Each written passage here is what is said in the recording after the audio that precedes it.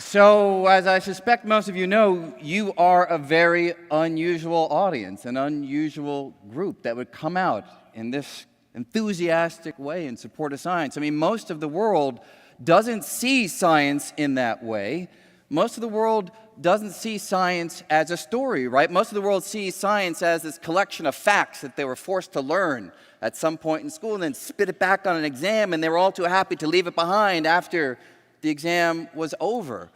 But of course, what could be more human than science, right? Science is about asking questions and observing, exploring the world to try to find the answers. And that's what we do, right? That's what we do since we are even little kids, right? There's so many stories that get that across, but let me just give you one to get things going. So, my son, he's somewhere out here. He's 8 years old, somewhere out there. There he is, right there, yeah, good.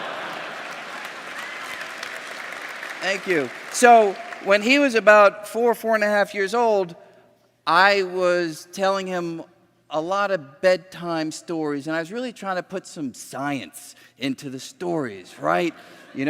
So I'd have all these spaceships flying through the universe, but I was always very diligent in saying they weren't going faster than the speed of light.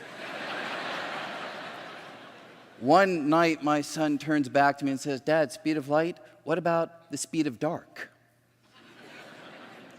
And it's like a thought I hadn't really had before. But you see, a young mind grappling with these kinds of ideas takes it to an unusual place. And just to be an equal opportunity parent, my daughter's also out there. And thank you, Sophia. Good.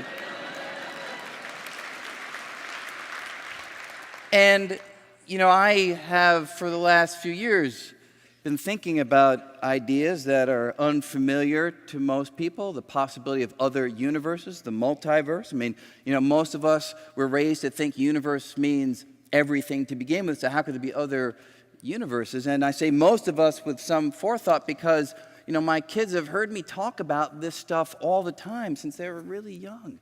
And Sophia, when she was 3.5, I was holding her one day. I said, "Sophia, I love you more than anything in the universe." And she turned back to me and said, "Dad, universe or multiverse?" Now that's how we begin, right? We have these open minds trying to understand everything in the world around us. But as we get older, right, we begin to deal with uncertainty.